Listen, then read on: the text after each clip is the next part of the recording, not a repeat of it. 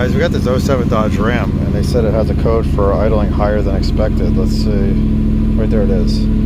P0507. So I'm trying to see how high this thing will actually idle. I just started it.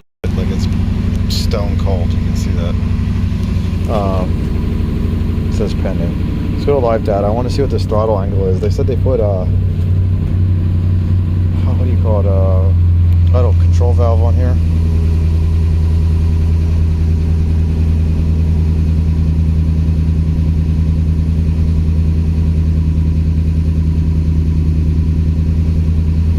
Look at that, throttle position sensor percentage, 0. So this thing can't go down. So we're at 0%, and it obviously can't go any lower than 0. So we must have a leak here somewhere. I wonder if it has a leak on the backside of the motor. These things are common, or at least the Jeep were, for leaks on the backside of the motor.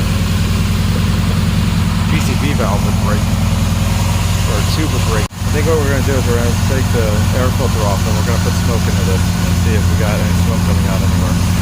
Could be like a breakthrough stage something too.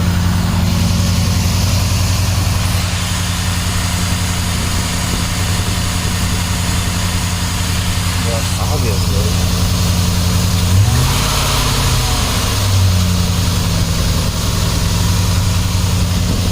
Obviously something's leaking if it's idling high. So guys, I've been smoking the intake, and if we look at my camera, I'm holding it behind the intake, you can see all the smoke pouring out. Just pouring out like crazy out the back. I got all the smoke down here at my camera, I just can't find the port. I've been trying to find it.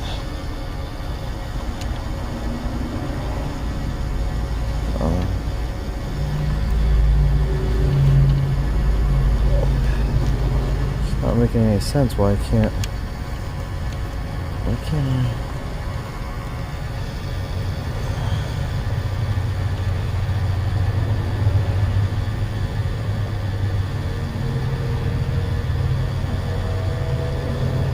Yeah, so I'm gonna try to find it. Or is that it?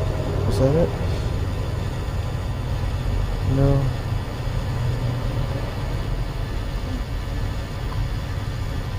Camera's in the way. Hey guys, it's the PCV elbow. Right there. The elbow broke. See that? It's on the back side of the motor. Let's see if we can get.